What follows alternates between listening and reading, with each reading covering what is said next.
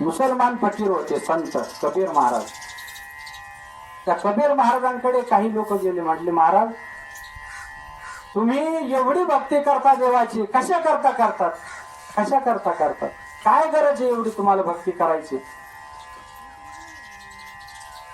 त्या कबीरांनी त्या लोकांना सांगितलं की ऐका, या मृत्यू लोक म्हणजे हा मरण लोक आहे, आपल्याला एक ना एक दिवस या मृत्यू लोकांमधून जायचं आहे, त्याच्यासाठी मरावं लागतं आणि मरायचं आहे, म्हणून देवाची भक्ती करायची. आणि देवाची भक्ती केली की काय होतं, आपलं मरण सुलभ होऊन जातं, सुलभ होऊन जातं.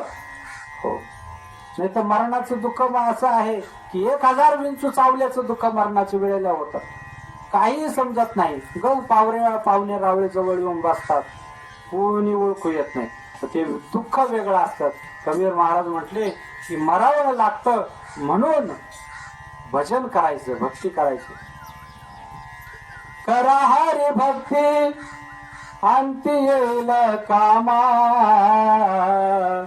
करा हरी भक्ती अंती येईल कामा, सोडविल यमा पासोनिया, सोडविल यमा पासोनिया, करा हरी भक्ती अंती येईल कामा, करा हरी भक्ती अंती येईल कामा.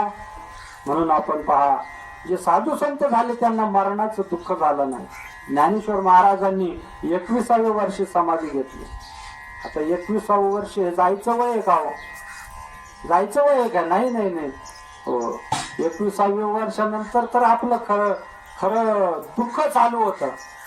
हो, 25व्या वर्षी लग्न झाल्यानंतर मग दुःख चालू होतं.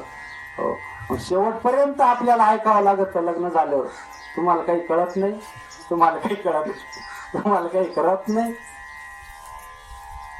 तो मरायला टेकलेला असतो तरी सुद्धा त्याला हे ऐकावंच लागतं. काय, तुम्हाला काही कळत नाही, तुम्ही गप्प राहा, अशी परिस्थिती आहे, असं दुःख आहे.